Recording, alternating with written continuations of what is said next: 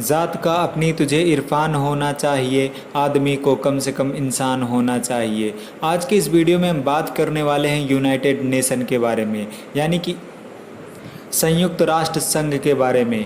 इसके कौन कौन से अंग हैं, ये किस तरीके से काम करता है, ये दुनिया को किस तरीके से अपने कंट्रोल में रखता है, इसकी स्थापना कैसे हुई, इसकी स्थापना का मुख्य उद्देश्य क्या है। 28 जुलाई 1914 को शुरुआत हुई प्रथम विश्व युद्ध की, जो एशिया, यूरोप और अफ्रीका महाद्वीप में लड़ा गया। इसमें करीब 1 करोड़ लोग मारे गए और 2 करोड़ लोग जिसमें घायल हुए। 11 नवंबर 1918 को प्रथम विश्व युद्ध समाप्त हुआ। इस विश्व युद्ध में के भारी नुकसान को देखते हुए दुनिया की बहुत सारी कंट्रीज़ ने आपस में मीटिंग की और बहुत सारे समझौते किए और जन्म हुआ लीग ऑफ नेशन यानी कि राष्ट्र संघ का, जिसकी स्थापना हुई 10 जनवरी 1920 को, जिसका मुख्यालय स्विट्जरलैंड के जेनेवा में स्थित है। ये समय था जब अमेरिका के प्रमुख हुआ करते थे वुडरो विल्सन। पेरिस शांति समझौता भी इसी कड़ी से जुड़ा हुआ है। राष्ट्र संघ की स्थापना का मुख्य उद्देश्य था कि दुनिया को विश्व युद्ध से रोका जाए, खतरनाक और घातक हथियार को निरस्त कर दिए जाएं और ये जो शस्त्रों की होड़ है, हथियार की जो होड़ है, इस पर रोक लगाई जाए। अंतर्राष्ट्रीय जितने भी विवाद हैं उन्हें सुलझाए जाएं, सबको सामूहिक सुरक्षा प्रदान की जाए। लेकिन जिस उद्देश्य से लीग ऑफ नेशन की स्थापना की गई, उस उद्देश्य की प्राप्ति में लीग ऑफ नेशन असफल रहा, यानी कि राष्ट्र संघ अपने उद्देश्य में असफल साबित हुआ। लीग ऑफ नेशन की असफलता ने जन्म दिया द्वितीय विश्व युद्ध को, जिसकी शुरुआत मानी जाती है 1 सितंबर 1939 से। जर्मनी का पोलैंड पर आक्रमण करना यहीं से शुरू होता है द्वितीय विश्व युद्ध, जिसमें लगभग 7 करोड़ लोग मारे जाते हैं और कई करोड़ लोग घायल हो जाते हैं। द्वितीय विश्व युद्ध में खतरनाक और घातक हथियारों का भी इस्तेमाल हुआ, यहाँ तक कि इस द्वितीय विश्व युद्ध में ही अमेरिका ने जापान के हिरोशिमा और नागासाकी पर परमाणु बम भी गिरा दिए। परमाणु हथियार इतने ज़्यादा खतरनाक होते हैं कि जब इन्हें कहीं पर गिराया जाता है तो उस वक्त जो जान माल का नुकसान होता है वो तो होता ही है, और इसका असर बहुत लंबे समय तक देखने को मिलता है। इसका अंदाज़ा आप इस तरीके से लगा सकते हैं कि द्वितीय विश्व युद्ध में जो अमेरिका ने जापान के हिरोशिमा नागासाकी पर परमाणु बम का इस्तेमाल किया था, उसका असर आज भी हिरोशिमा नागासाकी पर देखने को मिलता है। वहाँ के लोग जो जीव जंतु हैं उन पर इस परमाणु बम के गिरने का असर आज भी देखने को मिलता है। 2 सितंबर 1945 को द्वितीय विश्व युद्ध की तो समाप्ति हो गई, लेकिन इसमें इतना ज़्यादा नुकसान हुआ था कि जो दुनिया को ये सोचने पे मजबूर कर दिया था कि अब ऐसा कभी भी विश्व युद्ध ना हो जिससे इतना बड़ा नुकसान हो, क्योंकि आने वाले समय में टेक्नोलॉजी बढ़ती जा रही है, खतरनाक और घातक हथियार लोग इकट्ठा करते जा रहे हैं। ऐसी स्थिति में अगर तीसरा विश्व युद्ध होता है तो ये बहुत ही घातक और खतरनाक हो सकता है मानव सभ्यता के लिए। इन्हीं सारी सोच ने जन्म दिया संयुक्त राष्ट्र संघ को, यानी कि यूनाइटेड नेशन को। संयुक्त राष्ट्र की स्थापना के साथ साथ ही नाजी का भी पतन हो जाता है। अमेरिका और सोवियत संघ महाशक्ति के रूप में उभरते हैं और शीत युद्ध की शुरुआत होती है। 24 अक्टूबर 1945 को स्थापना हुई संयुक्त राष्ट्र संघ यानी कि यूनाइटेड नेशन की। यूनाइटेड नेशन जो नाम दिया गया वो नाम दिया गया अमेरिका के राष्ट्रपति फ्रैंकलिन डी रूजवेल्ट द्वारा। संयुक्त राष्ट्र संघ के संस्थापक देशों की संख्या 51 है। संयुक्त राष्ट्र संघ का मुख्यालय अमेरिका के न्यूयॉर्क शहर में 39 मंजिल का 17 एकड़ जमीन पर बना हुआ है।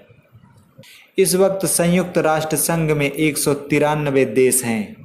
हमारा देश भारत भी यूनाइटेड नेशन के संस्थापक देश का हिस्सा ही है। यूनाइटेड नेशन के 193 सदस्य देश हैं और दुनिया के अलग अलग कंट्रीज़ में अलग अलग भाषाएं बोली जाती हैं।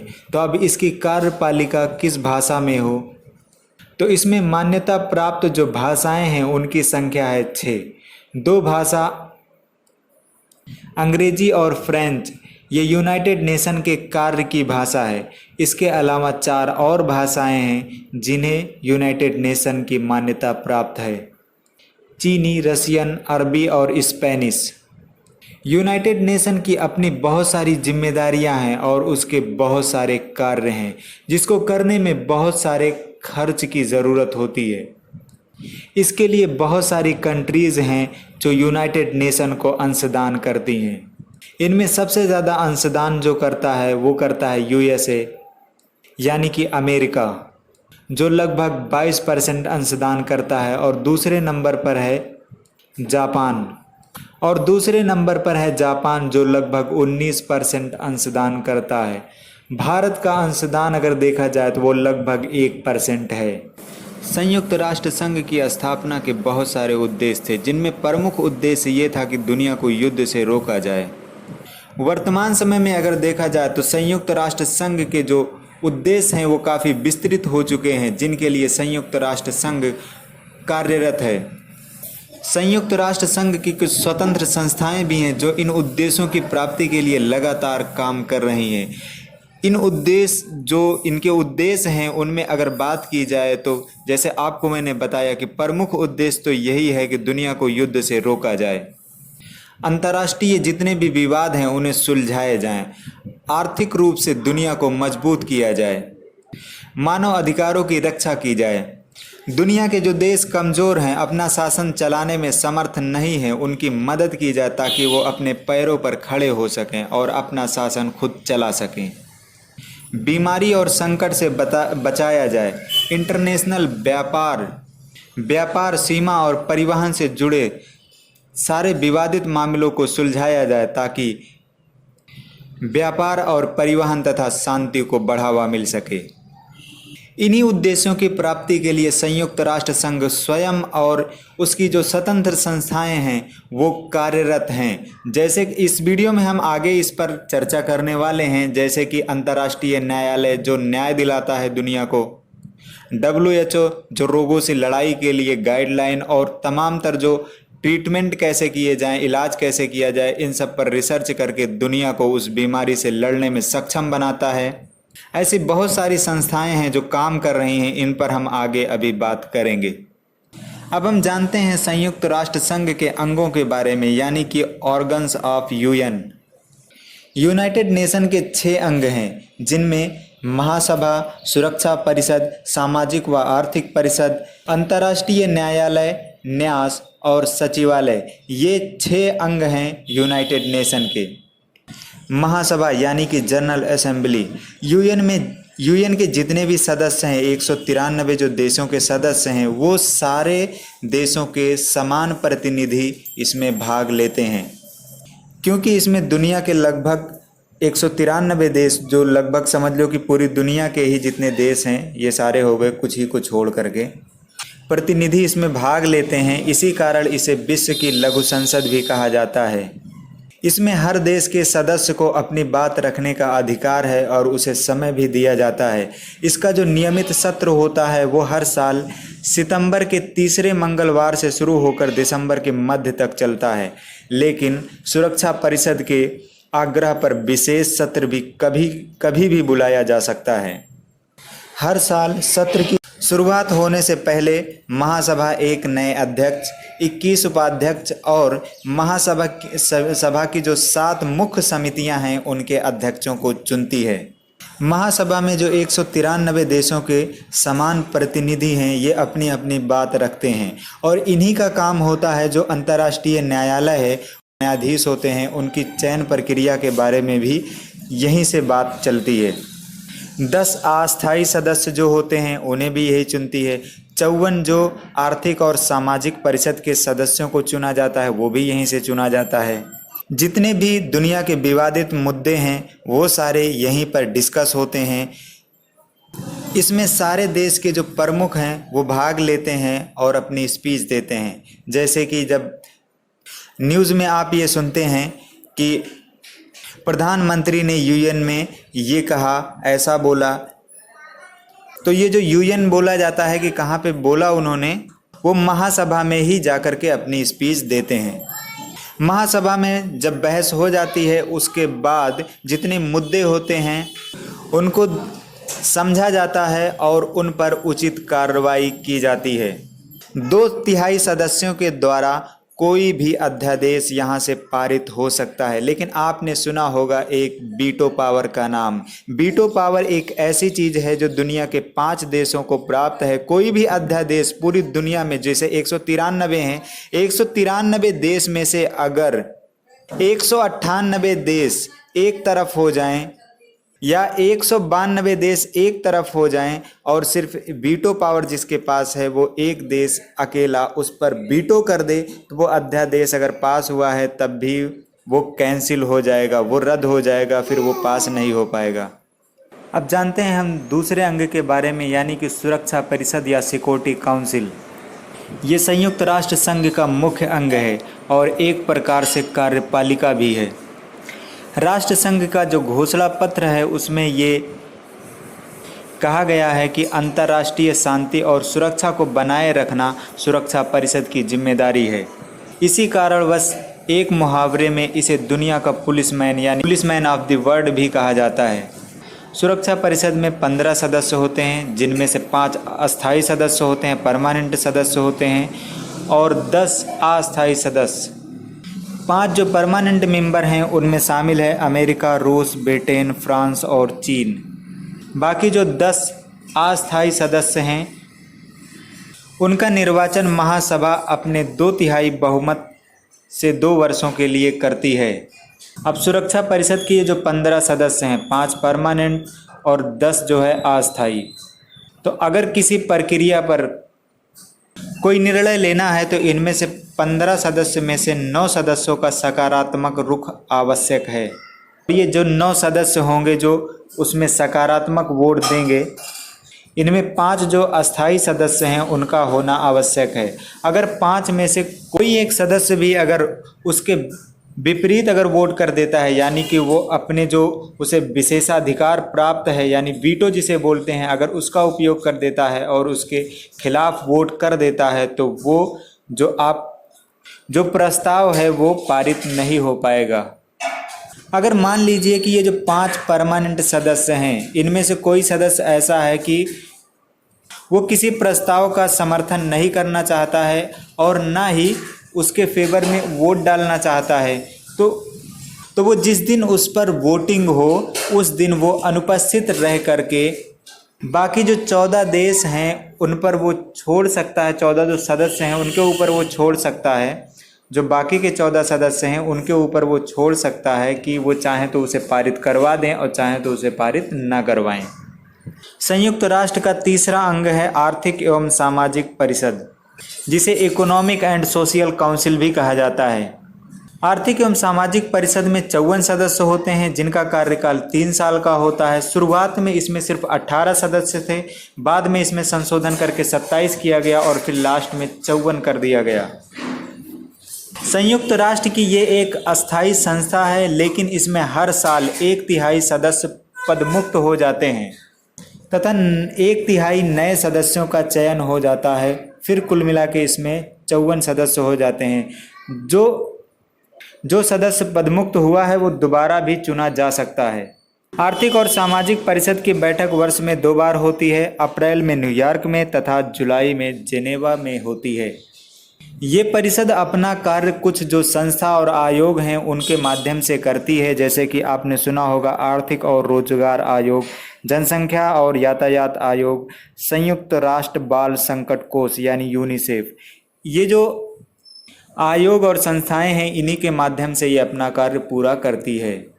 चौथा है प्रन्यास परिषद या ट्रस्टीशिप। इस परिषद का क्या कार्य होता है? इस परिषद का कार्य ये होता है, जैसे द्वितीय विश्व युद्ध हुआ था उसके बाद बहुत सारी कंट्रीज़ ऐसी थी जिनमें इनकी इतनी बुरी हालत हो गई थी कि वो अपना शासन नहीं चला सकते थे। उनके पास मूलभूत चीज़ें जो होती हैं सामान्य जीवन के लिए वो भी उपलब्ध नहीं था, तो उन्हीं के लिए ये बनाया गया था ट्रस्टीशिप। ट्रस्टीशिप में जिन सदस्यों को शामिल किया गया, उन पर ये जिम्मेदारी दी गई जिनमें वो देश थे जैसे ऑस्ट्रेलिया, न्यूजीलैंड, अमेरिका और ब्रिटेन।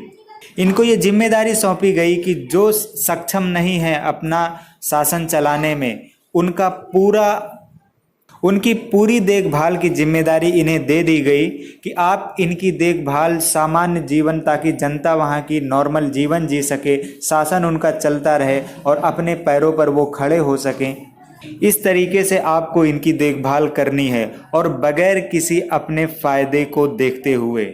और ये जिम्मेदारी उन्हें कब तक निभानी है? जब तक वो अपना शासन खुद चलाने में समर्थ नहीं हो जाते हैं। रूस, चीन और फ्रांस सुरक्षा परिषद के ऐसे अस्थायी सदस्य हैं जिनके पास कोई भी न्यास क्षेत्र नहीं है। इसमें 12 सदस्य होते हैं। 1994 में जब प्लाऊ द्वीप स्वतंत्र हो गया, तो जो कि अमेरिका के न्यास क्षेत्र में था, तब से प्रन्यास परिषद का कार्य लगभग समाप्त हो गया है। 5वें नंबर पर है हमारा सचिवालय, यानी कि सेक्रेटरियल। इसका काम ये होता है कि संयुक्त राष्ट्र संघ के जो दिन प्रतिदिन के काम हैं उनको निपटाना है। इसका जो मेन होता है, मुख्य सदस्य जो होता है, प्रमुख जो इसका होता है, वो महासचिव होता है, जिसका कार्यकाल 5 वर्षों के लिए होता है।